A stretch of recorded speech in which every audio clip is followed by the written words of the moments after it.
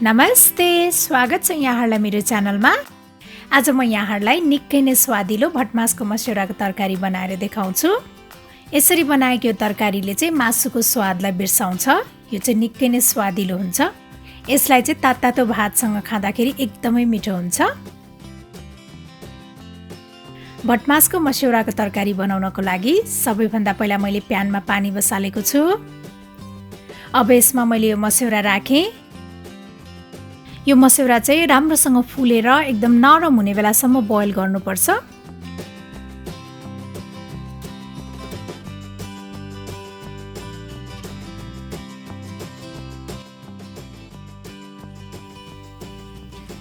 मस्यौरा चाहिँ राम्रोसँग पाकिसकेको छ। मैले यसलाई एउटा बाउलमा राखेँ। अब यसलाई चिसो पानीले राम्रोसँग पखाल्नुपर्छ।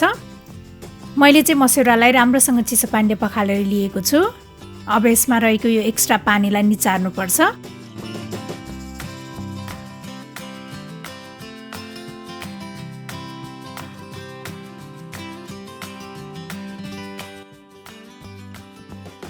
मस्यौरालाई चाहिँ हल्का फ्राई गर्नुपर्ने हुन्छ।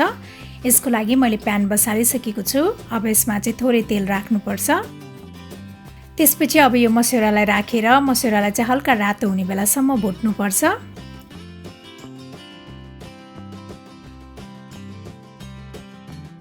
मस्यौरा यतिको भएपछि रेडी भइसकेको छ। मैले फेरि पनि प्यान बसालेको छु। अब यसमा मैले राखेँ तोरीको तेल। त्यसपछि अब यसमा जिरा फुराउने, त्यस्तै मैले यो सौफ पनि फुराएँ। अब यसमा यो ल्वाङ, सुकुमेल, दालचिनी र तेजपत्ता पनि फुराउने। अब मैले राखेँ यो प्याज।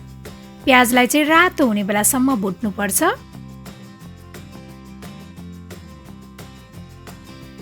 प्याज यतिको भएपछि मैले यसमा राखेँ यो पिसेको अदुवा लसुन।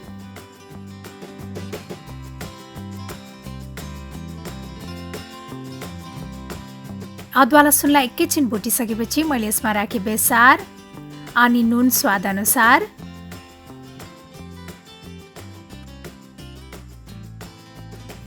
त्यसपछि अब यो टमाटर पनि राख्ने।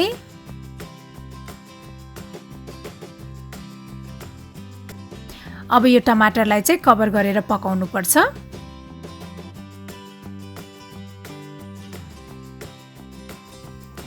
टमाटर चाहिँ राम्रोसँग पाकिसकेको छ। अब यसमा मैले राखेँ जिरा धनिया पाउडर, गरम मसला पाउडर अनि यो रातो धुलो खुर्सानी। अब यो मसलालाई राम्रोसँग मिक्स गरेर 1 मिनेट जति पकाउनु पर्छ। अब यसमा मैले राखेँ आधा कप जति पानी। यो चाहिँ ग्रेभी बनाउनको लागि हो।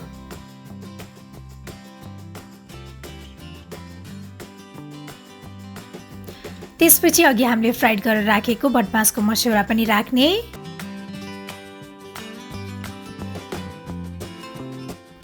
र अब यो सबैलाई राम्रोसँग मिक्स गरेर मसलासँगै 3-4 मिनेटसम्म पकाउनु पर्छ।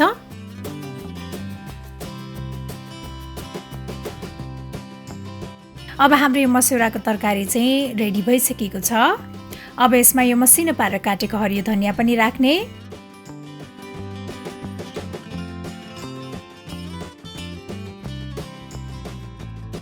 यो तरकारी चाहिँ सर्भ गर्नको लागि रेडी भइसकेको छ। यसलाई चाहिँ भात, रोटी, नान जेसँग सर्भ गर्दा पनि एकदमै मिठो हुन्छ। साँच्चै नै यो तरकारीले चाहिँ मासुको स्वादलाई बिर्साउँछ। मलाई आशा छ यहाँहरूलाई यो सजिलो मिठो भटमासको मस्यौराको तरकारी बनाउने रेसिपी पक्कै पनि मन पर्यो होला।